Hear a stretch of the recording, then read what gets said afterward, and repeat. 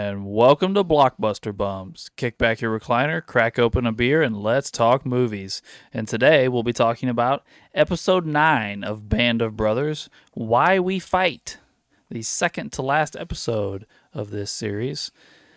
And all four of us that have been here through Band of Brothers are here today.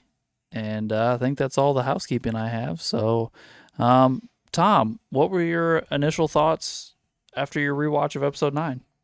I actually really liked this episode, mainly for the storytelling and because there's a couple of really big iconic moments in it that it did jog my memory of going over it in class in high school and all, and actually going into the history of some of the camps and whatnot there. So it was a really good episode, and I liked how it was told basically through the eyes of Nixon, telling a story. Yeah. AJ, what were your thoughts, sir? It is a great episode, especially consider there's no real action to speak of, but it still really hits pretty hard. Um, Definitely. there was more to it rewatching it than I forgot they don't really get to the concentration camp until probably about halfway through. Like there was a lot more to it than I remembered, so that was a pleasant surprise. Yeah. Ray, what were your thoughts, buddy?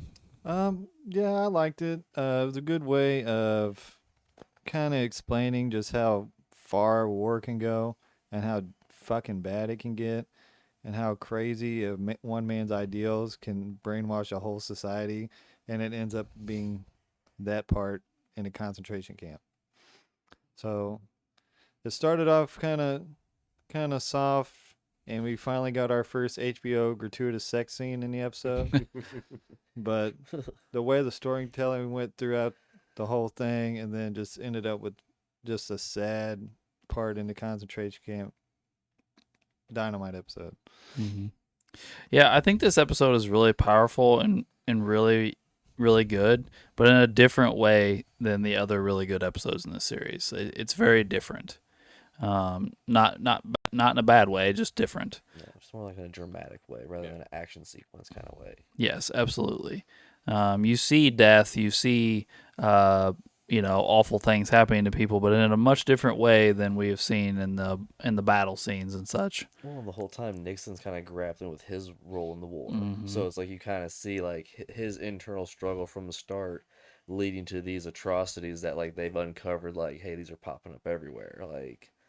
So Mm-hmm. it's it is a good parallel at the same time. I agree. Yeah, his whole life was falling apart there for a minute. Yeah, she took the dog. Yeah, the motherfucking It's not dog. even her dog. Hate that dog. Yes. Nixon is very much in a weird place in this episode. I feel like the episode really just starts off with them showing a lot more interaction with civilians than we've seen in any episode. I mean, that place in Holland, they interact with them, but only for a short period of time, and they're gone. And this first part of this episode, they seem to be staying with them in towns for extended periods of time, days, weeks. There's a lot of civilian interaction. Also, a lot of stealing. Yeah, trophy hunters. Yeah, very much so. Well, spears mostly. Spears is definitely on top of his game there with the stealing. To the victor. Yeah, what's he say in the episode? He says, "Finders keepers." I don't know. I would say. I mean, you do get the sex scene like Ray mentioned earlier, but you also just get weird scenes, like they're taking eggs out of chicken coops. And yeah, that was so random. Such a weird random scene. Mm-hmm. And they're going into people's houses, and they're going into people's shops, and there's a post office, and also very almost like real life interactions. Like we're walking down the street, you say hello to somebody, you stop at the coffee shop, you go to the post office, as real life as I guess it could get when you're halfway across the world. Yeah. It's also interesting because before you've seen him with civilians, it was brief, but it was also people who were happy they were there. Yes. Like in Holland, not so much here. Mm-hmm. The Yeah. last couple episodes, so that was, I guess the one was happy. Yeah, but the naked lady. yeah, she seemed to be enjoying herself. But as far as soldiers go, I would say the main, at least the first half of this movie or this episode, the soldiers are just sitting around. Yeah. I mean, they have a pair of them out on watch at all times, like watching the road. But other than that, the rest of them are just sitting around being ridiculous. I mean, essentially, like you said, stealing, drinking, playing games, like a whole lot of nothing really. Yeah. Productive anyway. Yeah, a lot of complacency, you know. But I mean, you'll get that when you hear 300,000 Germans surrendered. Yeah. Yeah. I think Yeah. there was a lot of good news that was coming that they were getting to where like they didn't have to do anything. Right. So yeah, you do have like that problem of like you have all these guys that have been like in combat like for the last 3 years straight, and now it's like hurry up and wait, like with along with the civilians and all that, and like yeah, it didn't mesh well. Do you think it would have been different if the civilians weren't German? Maybe because I don't know, because there was a lot of stealing going on, and I don't know if anybody would have been on board with that. Somebody coming in the house and just stealing something. Yeah, I'm not saying the Germans were on board. I just mean like I I feel like the Americans felt they were above them because the Germans Oh, were why yeah. they were there. Yeah, you didn't Yeah. really, maybe it Yeah. did happen in real life, but they just didn't show it on the show. But you didn't see that sort of thing in Holland or in France, Right. You know, but I think there was probably I feel like I would have had a sense of this is your fault. Mm-hmm. I'm gonna, yeah, I you would, know, within bounds of reason. But yeah, I'm I gonna think take your silverware. it would have been easy. The only reason I'm here is because of you. Yeah, You know? it would have been really easy to talk yourself into doing the stuff Yeah. like that. Like I said, Right. it's like, and because it wouldn't, as even just speaking the language to where like, yeah, I've already had enough of you.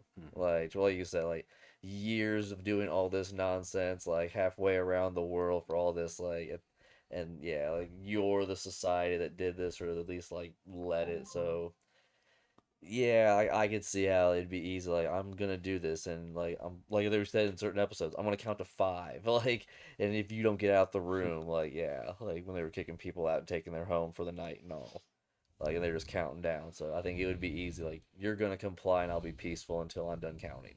Like, Yeah. Well, and I can kind of see where they're coming from in such a massive war like they were. But like when I was on Iraq, I wasn't like, fuck you, racist slur, fuck you, to, the civilians, I was kind of cool with a couple of them. And a couple of us traded some goods with each other. And I never felt any like I was above them at all because I knew there was just a certain, number of people that started this bullshit. And that's who we was after. But I guess with this massive war against like half the, I guess the whole part of Europe almost, I guess maybe you start thinking like that. well, a good thing to illustrate what you're saying right there is the interaction between Nixon and that Nazi commander's wife. Mm-hmm. Yep. Because that was one to where like he initially like had that feeling to where like oh like I barged into her house, I threw down the picture of her husband, like she's seen me, and it was almost like she was judging him in that moment. But then when she had to actually drag the bodies that her husband and everything like led the command to kill and everything, yeah, it was kind of like this is why I threw that fucking photo down, bitch. I think you see multiple sides of it in this episode because you see Nixon kind of berating them at times. You see Spears stealing a lot, like things like that. Spears also doesn't seem to be stealing from anybody that's present. Every time we see him stealing, there's nobody around. Yeah. It's just him. Like, so I don't know if anybody, like, if he was stealing, like, he wasn't just walking to people's homes like Nixon did when they're standing there and trying to take their shit.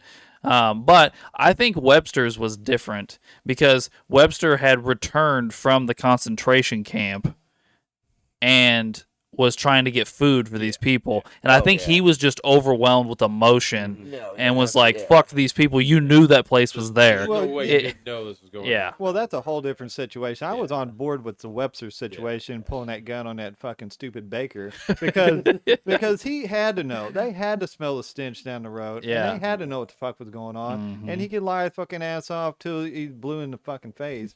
But they knew. I know Nazi. Yeah, but they fucking knew, and I was on board with that. But that's what I mean. I think it would be too easy there in that territory to like just it's pretty much yes to everything I want. Yeah. Like I said, don't buck the system too much and everything like that's because like it would be too easy to talk yourself into just pulling the trigger in that situation. Yeah. Like just because you're speaking the language. Yep.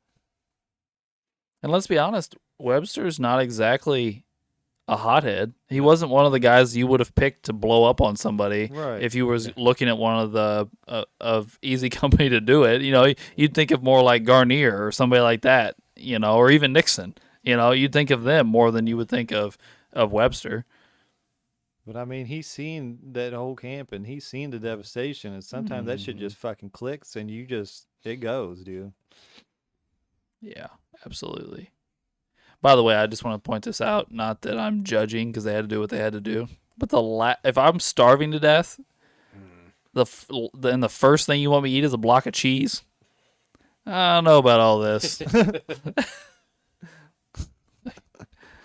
Yeah. Anyway. I probably would have been the water line first, to be honest. Yeah. Yeah. Meanwhile, Nixon's like going all over trying to find his 64 though. Like, Yeah. Oh yeah. doesn't want to drink the local stuff. So then we also have we've got a whole new group of replacements. So they have been reinforced at least. You know, we were wondering before, you know, they got Patton broke their line so that they weren't surrounded anymore, but they never got any replacements. They were just running around super short-handed.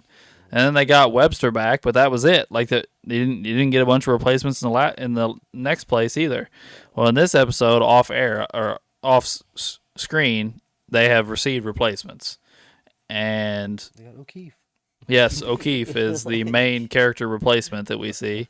And O'Keefe is very gung-ho about wanting to see combat.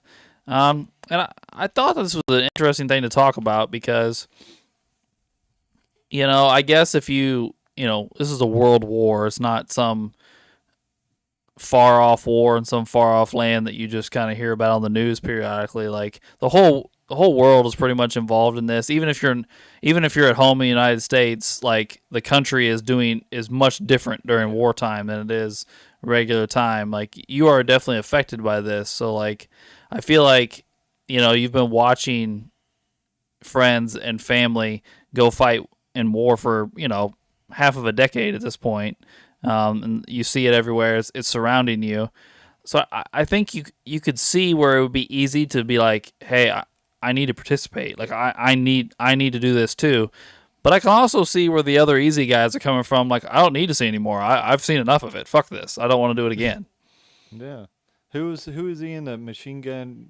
It's O'Keefe and Picante that have that beef. Picante was like, I've been here 2 years. Yeah. I'm done, buddy. Yeah. Well, but like I said, that's because he hasn't seen the dark side of it. Yeah, he doesn't know. Because that's the thing. He's only bought into the propaganda of joining to actually serve. Yeah. Like, he hasn't seen that other side, so he's still like doing everything like by the book, ready for it and everything, and it's like annoying the fuck out of Picante and everything. He's just trying to read, like. Well, and I think. And it really shows when they go to the camp, or like they're even like when the 3 guys get executed and everything on their knees, like.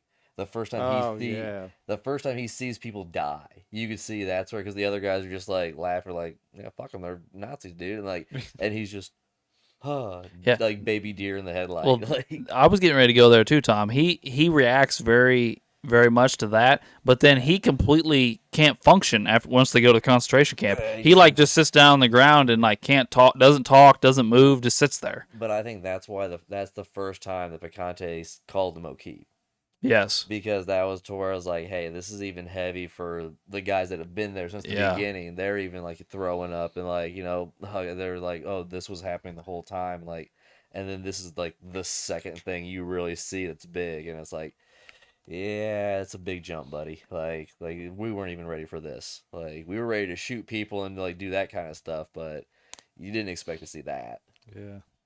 Well, Can I ask you guys a question real fast? Yeah. Okay, so I noticed something on that convoy when they had the Germans in the middle of the road Mhm. walking back. Yeah. So was Webster on two different vehicles in that episode? Because he was sitting by two different guys on two different I rants. noticed that too. Yeah. The first rant he was talking about Harvard and literature, He was talking to Liebgott. Yeah. leave guy, and Yep. then the second one he stood up and he gave the rant about calling the Germans, calling them scum or whatever else. Mhm. He was sitting with somebody different. He's okay. I noticed he was sitting next to somebody different. He's also on the other side of the truck. When he's talking to Liebgott, he's on the driver's side of the truck. And when he's up yelling, he's on the passenger side of the truck. So he just shifts sides. So yeah, I'm thinking he just crossed the truck, like, but I don't know. He may have been because I couldn't tell who was on the other side. Because the people that talked to him were like, "Hey, shut up, Liebgott," or "Shut up, Webster," whatever he says. Like, aren't it's not Liebgott. You know, they would have had to pan over to see if where Liebgott and him were sitting before. So I don't know one way or the other, but yeah, I just assumed he'd switch sides of the okay. truck. Because I thought it was just one of them. It's we left a Starbucks cup in the Game of Yeah. Thrones table Yeah. situation, but That was my assumption. okay. It could be. Yeah. But we did jump ahead just a little bit there. I mean, they get moved out before they find the concentration camp. They have to go to Bavaria. Yeah. Which Webster is the only one that knows where that is, apparently. And that's what Ray is talking about is when they're on the trucks. Again, you notice they don't have to walk. They don't walk anywhere. They get moved multiple times in this episode. They never walk. They're in big trucks. Awesome. Finally got him shipped. Mm-hmm.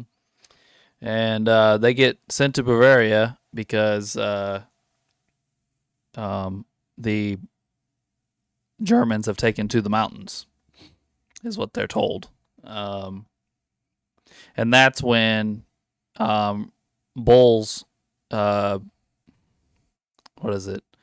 Not company or division, but Platoon. is it? Squad? Yeah, platoon or squad. Gets sent to check out the wooded area. Oh yeah. And that's when they find the internment camp.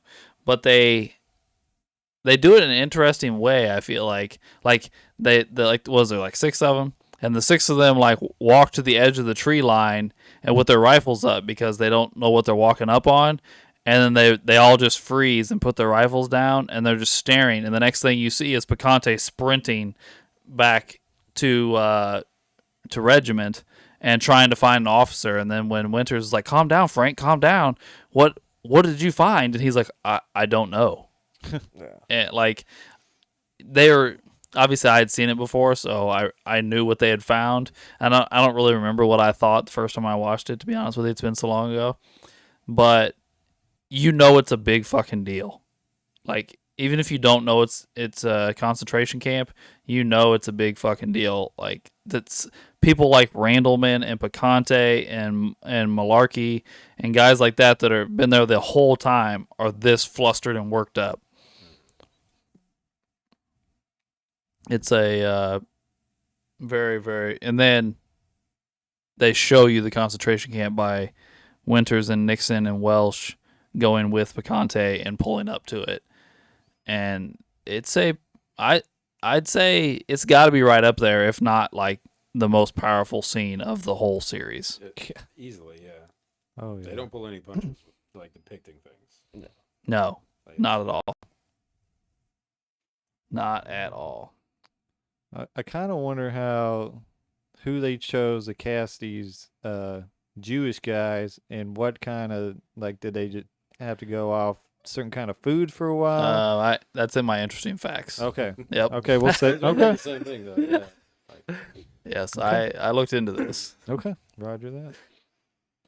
But yeah, I mean that's part of the powerfulness of it is you have these severely emaciated human beings.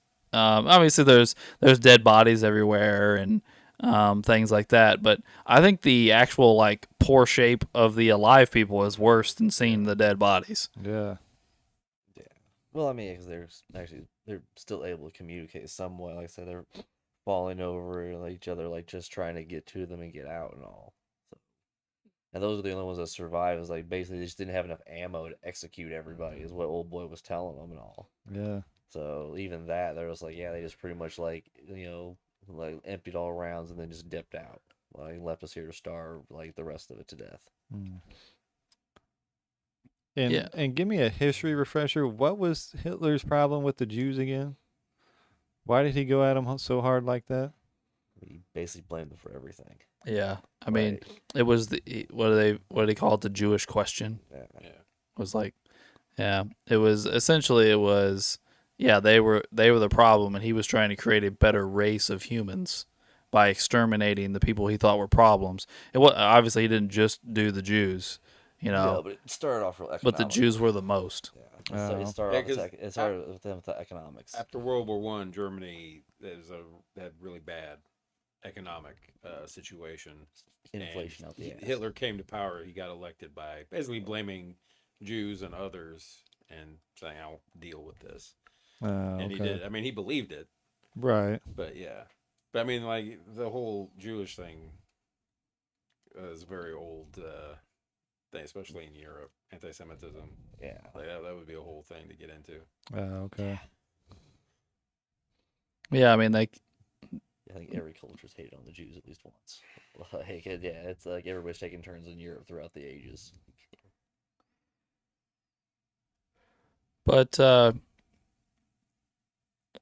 but you can even see it on all the soldiers' faces. Like now, then they open it up and they walk in, and like, and the deeper they walk into it, the more people they find, and the more houses they open up and find people. Essentially, those guys that are still laying in their beds when they go in.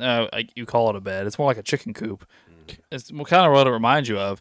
They're packed in there, like not shoulder to shoulder, like dick to ass on their side shoulders all the way down the line. Like you couldn't shove stuff in between them. They're packed in there so tight, and those guys are all still alive. No, like I said, then there was another one at the next train stop up, and And he said the female one is the next train stop up. and then like what Winters got told like then the Russians found one like 10 times the size. And 10 times the everything. size. I Yes. assume like they were talking was like did the Russians get Auschwitz or?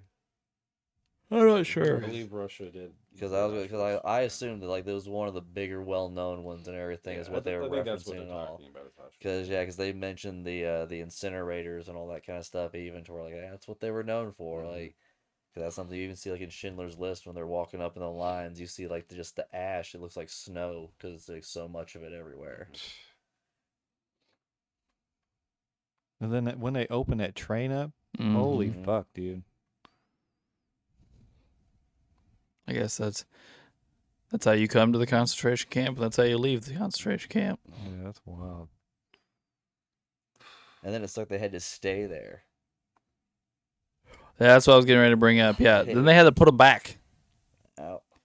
That would have been awful. Because I didn't even think about that though when they talked about like after they said and explained, I was like, oh, this would be like a really big medical thing you have to deal with at one time. Like, But if you're those guys, I feel like you would almost want to fight to the death not to go back in there. Yeah, for real. yeah, but I mean, not to be too dark, but it's not they're not gonna be put in too much of a fight. Like they can barely walk. I know, but Like, I if just they could mean be like, told, hey, you all sit here. We will bring stuff to you. Like, Yeah. it's like we're not leaving you. Like you're leaving your troops there too. It's like yeah, but having to go back and sleep in those Yeah. houses That and would stuff, suck, that would be 'cause, like, awful, man. But I think that I like the baker. I'd probably just like, hey, how many people can we rob for a pillow and a blanket? Like, Yeah. It's like I mean, like we could do something if we really wanted to and all. And they Like, said they had to do it until they got some other place. Yeah, they Like, were- you don't know how long it was. yeah, It may they have just they been were one yeah they night, were I don't bringing know. them into town. They were just Yeah. more worried about like at one time we got to make sure they're all medically checked out. There's Yeah. a lot of people. Like Yeah, because that Like- doc was like, don't feed them too much. We gotta what oh, well, yeah, because you think keep your track of stomach their is a intake or balloon, whatever. so yeah, you could just like it's literally you could like eat yourself. I didn't even think about that though. But like, yeah, that is a possibility. That's it. But you wouldn't think about that, especially being like the soldier that found him. Oh, You yeah. you would just see that X amount of humans like that and be like, yeah, I'm gonna bring you guys food here. You obviously need it. It would be your natural first instinct. Yeah. Food and water. Food and water. That's exactly what it would be. Yeah, this is clearly what. But your stomach's probably like the size of a pea at that point, and you just go. It just just rupture. You're awful. Yeah, for Yeah. real. It's awful to even. It's awful to even think about. And who you feel most sorry for in that situation is Liebgott, Yeah. because Liebgott is already upset because he's a Jew, and he establishes that in the second episode, and he's a Jew, so he already feels some sort of way about this. But then he's the translator, so he's the one that has to tell them they have to go back in. Yeah. And you just see it all over his face, and as he just like slumps down after he says it, like he doesn't even help put him back. He just like sits there on that truck. Like I said, it zapped him. Yeah, he just looks so defeated. You feel bad for him. But then, I think it's a logical thing, man. Like they went back and gathered up all the German citizens. Like, your guys are gonna help. Oh yeah, well, yeah, well, once again, that many bodies. Like it's like, no, we're not gonna do this. Like I said, like I love they declared martial law for it, and it's like, yeah, you all don't believe this happened. You all don't like you obviously, or you say you didn't know. But like, well, you're gonna clean up anyway. Come here, you'll remember this. Like, no, I think that's the least that they could do. So when Winters tells Nixon the 8th Armor is going to oversee the cleanup, do you think he literally means oversee because the citizens are going to do it, or do you think they actually helped? No, they oversee. They're not going to do it for him. No, they just make sure the citizens are sticking there and doing what they should have been doing. Like, listen to your quartet, move shit. Like, yeah. I'm not gonna lie. Regardless of who you are, that'd have been an awful job. Just an awful job. Just moving dead bodies like that all day long. Well, they deserved it. They were the Absolutely, cause. yeah. They were closed eyes, closed ears. Didn't say a goddamn thing. That's on them now. So speaking of the citizens that had to go help clean up, let's just ask the obvious. I'll just ask the obvious question. You guys can give your opinions here. Was the old lady the one that told the Germans that the Americans were coming? It seems like a logical. It's very feasible. You don't know, but her husband, I assume, was the commander of the camp. Could very well be. He was there, but he was obviously a soldier of some sort. yeah. Or an officer of some sort. I mean, not a soldier of some sort. But I don't know. I haven't heard this anywhere. But do you think they were trying to relay that to us with the stare down between her and Winters at the camp, not in the house? You think that's what they were trying to tell us? I mean, it's possible. I mean, I can see it. Nixon. Sorry, what I say? No, I think it was for the dynamic sorry. of the ransacking and all that. I mean, it could Because be that's that what, too. That's what you've seen people doing leading up to it and all. And like I said, with him like just fiddling around with stuff on the shelf and just tossing it down, like he's looking for liquor. Yeah. Like everyone else, like I said, is taking silverware and stuff like that. He's actually still looking for something to drink. So that's what his whole motive in there was. No, I'm not talking about that. I'm talking about at the very end of the episode, he drives to the concentration camp all by himself, and he's walking through the concentration camp, and he sees the woman, and they just stare at each other, essentially until they switch back to the city, and then other things are happening. But I think it's because the earlier interaction though. Yeah, I think that was more because you kind of got what you got. Yeah. This is what your husband you dealt out. You knew he was doing this. You turned a blind eye to this, and now you have to clean up your husband's mess. Yeah. I mean, that very well could be true. Maybe I read too much into it, but just a couple scenes earlier, Winters and Nixon have a conversation where they're like, how did they know we were coming? Why did they flee just in time? And one of them, I can't remember which, says somebody from the town had to have told them. Yeah. And then we see this interaction between Nixon and the woman, and I was like, it's her. We know she has a connection to the SS because she has a picture of her husband in her house as an SS soldier or officer.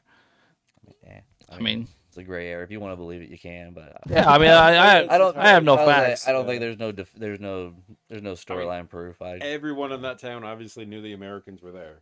Yeah. That's true. I was I'm say, I sure think you just knew they were coming. several of them knew that there was at least a prison camp down the Yeah. road. They might not have Yeah. known everything that was going on. If not there. two, remember two. Yeah. Like, it's just, But that camp had to be supplied. yeah. He- Like, there were people in town who knew. yeah, so, I'm getting some rich bra is probably the least of like like somebody else talked first. I'm sure like somebody down on the It was ground. probably the girl that old boy was having sex with. That's true. Yeah, that Getting could be. information. That would, Yeah, that like, would be the one I'd if probably anybody, pick. yeah, I'll just say that's the closest you get. Like, And then, like, they're staring each other down, and then the camera, you have a cutscene back to the quartet playing in the middle of the courtyard with the soldiers up on that second floor that's been blown out, and then you just hear Nixon say, "Hitler's dead." yeah, And you really don't see it coming. At least I didn't. I should say, where like they already had a whole conversation up there where he's like, "No, that's not Bach, that's Beethoven," or whatever he says, and then like they talk for a minute, and then like they cut to it the whole episode later, and he's like, "Oh, by the way, Hitler's dead." I knew it was either in this one or the last episode and all that, but yeah, I expected it coming. Well, I mean, it's coming. The war's Yeah. ending. I mean, yeah, That's what I mean, and there's even so like I said, then going into Bulgaria and everything, and more of like Germany, like the southern part like that. Then yeah, it's like it's about that time. We're getting to like the end of it all, like the actual surrender and whatnot. That's all we're waiting for. What Yeah. the shock to me was I didn't really realize that they were going to be part of the whole final episode like that, digging in, and we'll get in that digging to the castle, and we'll get in that next episode. But I didn't figure it was going to go all the way through. Oh yeah. But no, that's why I like how this episode is really done. Because like I said, it does it's like just through the one song. Like it's like that's how like all this story was told and everything. Just like one rendition of Beethoven and everything. While Nixon's just sitting there in that brief moment, like, oh yeah, and Hitler's dead. And then after he says it, the violinists put up their violins, and then they end the Well, episode. there's a couple Like- like he should have shot himself 3 years ago. Yeah. Saves the trouble and everything. Yeah. Like yeah. Yeah, but But that's what I liked. It was like that. That's why I said this episode was so good, just because of the Yeah. storytelling and how they like did that. Because it was all supposed to be like this was all a brief moment in his thought, like just 1 month ago, like how it was told. Yes, I would agree. I think it was a very well done episode.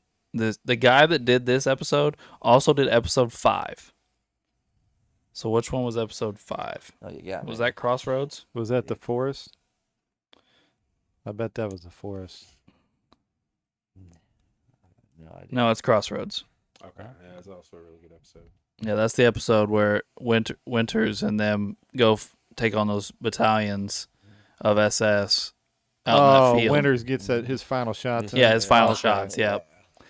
So that episode and this episode were written and done by the same guy, and they kind of have similar feels to them the way they're done, and the way it's you kind of look at it through this leader's eyes, and they're struggling with certain things, so on and so forth. I think you can see a connection there. 2 of the best episodes, to be honest. Yeah. Well, does anybody else have anything to say about the episode before we move on to our actors and stuff? I don't think so. Characters, I mean, sorry. Yeah. Well, Ray, you good? Yeah, I'm good. Well, while we're doing that, while Ray's pulling that up, I can go over my interesting facts for this episode. I just found this interesting. Maybe this might be standard. I have no idea. I'm not an actor, but you notice they hired like half the actors that are, or more than half the actors that are in this show, playing American soldiers they're all British. Yeah. Well, the reason that is Britain won't let you shoot in their country, and that's where they shot it, is in Britain. They won't let you shoot in their country unless you hire at least so much percentage of British actors to work on your set. Hey, that's legit. I'm So, cool with that. yeah. So, Let's get your beak wet. I get it. Yeah, you're shitting in my yard. I mean, I want to cut. mhm. and they do a good job with American accents. So Yeah. They do. Yeah, Britain produces I a lot can't of good knock it. actors. Yeah. Yeah. So they're good at covering that up. Yeah. Like So this one kind of bummed me out a little bit. I guess they didn't find this out until like years after it was released. Um, the real Liebgott was dead long before they made this, and they didn't have any family to talk to, and so on and so forth. So Liebgott's only information came from trying to talk to guys like Garnier and Winters and guys that just knew him as the soldier. And this is a pretty heavy Liebgott episode. He's probably the second main character behind Nixon in this episode, and it plays with his emotions because he's a Jew. The real Liebgott was Catholic. Oh. He wasn't even a Jew, but they didn't find it out until like years after they made the show. Really? Yeah, And none of the other soldiers knew that? I don't know. I didn't. I guess that's not. What led them to that conclusion then in the first place? Yeah. I don't have I the mean, answers to that. Yeah. I mean, or maybe did you just fit the story because he was a translator later on, so you wanted that? Like, Probably. And the religion really doesn't come up unless you ask, all right, well, fair. So the first scene where we see the concentration camp is actually the first time the actors saw the concentration camp. Oh. They hid it from them and would not let them see it. Good deal. Yeah, that's Okay. good shit. So the reactions on the looks on their faces, they're trying to make him as genuine as possible. Yeah. Because not only were they seeing the camp, the people were already they had it all set up and ready to go. Like they had the actors inside there and everything. So I thought that was a cool way to go about doing that. Yeah. Now here's something that Ray brought up earlier. You wouldn't think you'd be able to pull this off, but they literally put out a casting call all over the world for emaciated humans. And all the live bodies that are in that concentration camp are real. Oh, I believe it. Now, the dead bodies are fake. They made them out of rubber and all that shit. But all the live humans that they see and talk to and everything are real humans, and the only thing they did to them was makeup. They did not put any suits or anything like that on any of those people. Yeah, I can believe it. Now, what's the word you said? What? Emaciated. Now, what's that mean? I don't think I've ever It's heard that, that. it's that look to their body that's Extremely skinny, like see malnourished. all your bones and malnourished. Yeah. Oh, okay. Yeah. So, And there's people that roll like that? Think of like what's his name that did the mechanic or the machinist or whatever that fuck that movie was.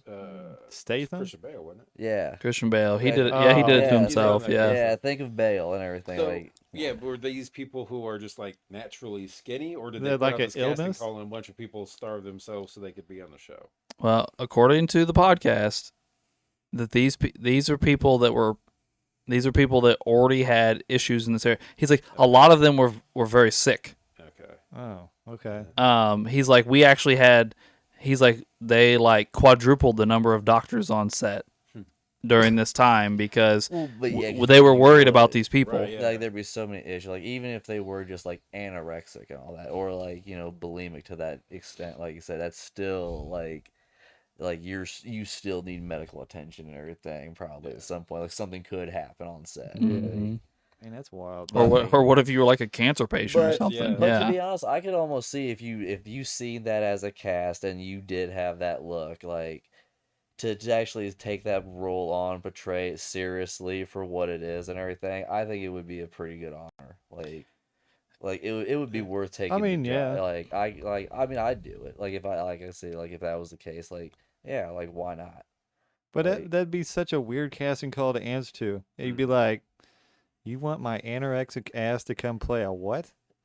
But I feel like the impact is for such a bigger thing. Like Yeah. it's bigger than it's bigger than what you look like and everything. It's to actually drive home a point of what happened. Right. Yeah, I know. Like and I think that's why I think there would be a sense of like, especially if you were like Jewish along with being emaciated, I guess. Like it'd be like, oh, like yeah, like, I don't know, like I could see how certain people would want to do that role. No, I could see it. I mean, we can't get. imagine being like a cancer patient and looking at casting calls, but I mean, Yeah, if it seems you're like the if last you're thing on your list. if you're a That's if you're a like- cancer patient though, you might want to do it for a couple money. of yeah, exactly. You might be drowning in debt because of all your cancer treatment. I mean, And that's number true. two, you might want to leave your family some money because you're getting ready to die. I mean, I'm not trying to be sadistic I here, doubt but the extras got paid that much. Now, see, that makes more. yeah, I mean, usually maybe. they- Now I that think makes usually more extras- sense. I Mm. like that reasoning better. Hey, let's see, let's make a little nest egg for when I croak. Well, I don't know that it would be a nest egg if you're. Well, I if mean, you're not like, necessarily look like nest that, egg, but a little cash. I think that'd be something to look into. I think most extras only get like a couple $100. Right. You're not making shit out of that. Like that's why. yeah, you, but the more specific and difficult to find the thing you're looking for, the more you got to pay for it. Yeah. maybe. I bet they got a Yeah, couple call it that, grand, I'm dude. sure they got something. Couple grand a piece. and Maybe then they got the speaking role. the one guy did. Yeah. The one guy That's talked. what- that's Yeah, what I mean. yeah. Everybody else, it was the look. Everybody, They cut more concentration camp scenes than all the other cuts in the show combined. They shot a ton of concentration camp stuff I could see and that. had to cut a lot of it because they knew they're like this is going to be a 3-hour episode. Like we've got to cut a lot of this. Right. So they had to do that. And the last thing is, this one's just kind of interesting. The scene where Nixon goes in the woman's house and breaks the picture and everything like that, that was a real thing that happened. Only Winters did it, not Nixon. Oh. Huh. So Yeah, they really played up like Nixon is drinking his demotion in the first half of that. Like, yeah, that was the thing. They decided they were originally wrote it to have Winters do it, but then they're like, so much of this episode is Nixon just sinking lower and lower and his life falling apart. They're like, this would be more fitting for him to do right now, so they had him do it instead of Winters. And to go back to the demotion real fast, what did he get demoted for? Just kind of skating along. We're getting ready to talk about him. So Oh, okay, yeah. Yeah. Okay, let me bring it up. yeah. So here's our guys. So we can go ahead and talk about Winters. He's first right there. I think here's a couple of Winters is around through this whole episode, but I think the worst, he gets to go to the camp and everything. That's pretty terrible. But I think the worst thing he gets to do in this episode is he gets to demote his best friend. Yeah. yeah, you could tell that was like even when that interaction happened and everything, he's like, "Did you hear what I said? Like you've been demoted." And Nixon's just too focused on his internal crisis. Yeah, and you Right, could let tell him at the know. beginning of the conversation, Winters was really beating around the bush. Like, damn it, I don't want to do this. Like, why did Sync make me do this? But you also kind of get that he's a little worried about his friend. Yeah. His friend's not doing well, and They stopped keeping his liquor in the trunk yeah, that's true. because even during that poker game later on and all that, and he even said like, "Are we gonna wait on him again?" Like, Yeah. Yep. Well, then let's just go ahead and talk about Nixon. We've been beating around the bush here a little bit. He's the main character in this episode, I guess. First off, he also this irritates me actually. He gets his third jump. We don't see the jump, but they tell you he gets his third jump at the beginning of this episode, and they tell us exactly dick about why. They don't tell us why did he have to go join another company and do a jump? Why then he gets to come right back after they jump? Like he said, he jumped this morning. Right. Yeah. Yeah. What the hell is going on? I don't get it. Like it makes no sense to me. And the fact that they talk to us about he's the only one that has 3 jump wings, but they don't tell us why is weird. It is weird. Yeah. Yeah. But I guess the overall general premise of Nixon in this episode is he's just in a really bad place, like mentally. His drinking problem has really grown out of control at this point, which leads to him getting demoted. That's what he gets demoted for, Ray, is because he's drinking at battalion headquarters. Oh. Okay. And then his wife sends him a letter saying she's leaving him and taking everything. And I don't think, did we know before this that Nixon had a kid? I don't recall it coming up at all. I don't even remember him even saying he had a dog. Well, that may be true too, but that's something you can overlook a little bit more than, like, oh, she's taking our kid. She's taking our, like, oh, he had a kid? I don't know. He was more worried about the goddamn dog than he was a kid anyway. Yeah. Hey, the dog. He knew the dog was his. And then you have the conversation between him and Winters where he tells you that he's never fired his rifle. Yeah. Yeah, that's Like I pretty said, wild. you could tell like it was one of those big like existential crises that he was having about that kind of stuff, and then having to like write home to the these parents of these people, these kids basically that he didn't know. yeah Yes. like And like, what did he say? Like him and like two other people got out of the plane before Yeah, it him and blew two up. soldiers Yeah, got out, and the rest of the plane blew up. and he left and went back and got back like later that day. So how important could it have possibly been? Right. You know. So yeah, I think that's. But then it comes around when he finds, or when they find the concentration camp, that there actually is a reason why they're there. Like I think Yeah. just in the way his performance kind of brings it out. Like that last interaction with that woman that he's looking like, he seems like he's kind of come to terms with like there was a reason for them to be there. Yeah. Well, then you also, like Tom brought up the poker game. When he leaves the poker game to go try and find booze, he breaks into a store, like throws something through the window and like just walks through the window, but then immediately leaves, doesn't grab anything, Didn't have what he wanted. and like, Salutes, walks by him. Just yeah, I mean, Nixon's just he's a complete and total mess this whole episode, really. And then we have Randleman's in this episode, but not a lot. Doc just appears once. Lipton's around. Malarkey is around. Popeye's around. Webster actually does a few things. You find out that he didn't actually graduate from Harvard, which is like a big revelation for everybody. But he was another one though that kind of had like the Nixon thing going. Like I said, when you're seeing the Germans march out of town and surrender, it's like, what the fuck was all this for? Like, like he's even kind of feeling that way about it. And it's like He is. because then it even pans back to Nixon listening to him yelling at him like that, to where it's like it's almost like Nixon's thoughts and like internal and all. Yeah, and like we talked about a little bit earlier, like then he like loses it on the baker. Yeah. So like I said, it's not just him; it's from top to bottom. Like, Well, Spears is a little on edge and off in this episode. He's not the typical buttoned up guy that we normally see with Spears. Spears is a little on edge as well. And he spends almost the entire while we're talking about him. Spears just essentially just spends like the whole episode stealing shit and mailing it back to his parents. Yeah. So, I mean, that's pretty much the thing. There. Everybody else is doing like either like at that point like drinking or doing like whatever with locals and everything. Like Spears just nope, all business. This is what my business is now. Like Yeah. Like, and then you have Picante. We've touched on a couple of things with him already. But Picante, the first time you really see him is when he completely loses it on O'Keefe and their little foxhole thing or bunker thing, because O'Keefe is trying to be serious and trying to do his job and is checking the gun and wants to see combat and these things, and Picante is having none of it. Picante is like, no, fuck you, bro. I don't want to see any more combat. well, yeah. Then later, I like how they're. I can't even remember who Picante's talking about all, but he was like, "Hey, doesn't like it's right before they go up to camp? He's like, doesn't this remind you of Bastogne?" And Yes, yeah. He's like, "Yo, yeah, except for the trees exploding and it freezing." It's like, "Bull, would you smack him?" Like he just. And then he is. I like Picante. I like Picante too. He's also one of the ones that finds the concentration camp, and he's the one. I don't know if he drew the short straw or lost rock paper scissors or what, but he's the one that had to sprint back to base camp to get people to show them the concentration camp.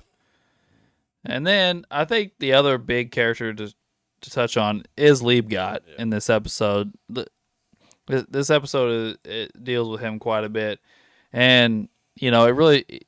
I know I kind of put a damper on it with my earlier fact, but Liebgott's really struggling with being a Jew and seeing all these Jews being murdered just for the fact they're Jewish, like not because they're criminals or because they're the opposite side of a war, it's because they were Jews, so they were rounded up and tortured and killed and maimed and everything else you can think of under the sun. I wonder how this show would have gone if they would have known he was a Catholic. Well, I'm yeah, Well, I'm- at least this episode. I wonder how they would have reworked that. I Or mean, eh, yeah, I don't know. I'm sure you could change it. It'll still be just as impactful. yeah. I mean, like I said, it just wouldn't have that element to it at all. Yeah. I mean, it's possible that like he's Catholic, but like his mom was Jewish or something. Yeah. that's true. Still could have some identity there. Yeah. Even though he's. I mean, I'm sure somebody in Easy Company was Jewish. Sure. Yeah. You know what I mean? Like, I'm sure somebody there had ties to it and was upset. So, but no, Liebgott he's still kind of his fiery self through this whole episode. Yeah. But he, like when Webster fires back at him in this episode in the back of that truck, Liebgott completely backs down and then like is talk about, I'm gonna go back and drive my cab and and everything else. So, well, does anybody else have anything to add on any of these characters, guys? No, I don't think so. Yeah, we pretty much touched on a bunch of them. I think it wraps up pretty neatly in the next episode. So, Yeah. I mean, like I said, I just think this one was really well like told and shot from beginning to end. Like, Tom Hardy's in the next one, right? Tom Hardy was in this one. He was the Yeah, one he's in banging the both. chick. Oh, that was. Oh, yeah. Yep. And he's also in the next one, yes. Mhm. Well, we appreciate you tuning in for Why We Fight, episode 9 of Band of Brothers. And we would appreciate you tuning in next week for Points, episode 10, the final chapter of Band of Brothers. We look forward to it. A little sad to be coming up on the end, but also cool to be moving on. So thanks for tuning in to Blockbuster Bums.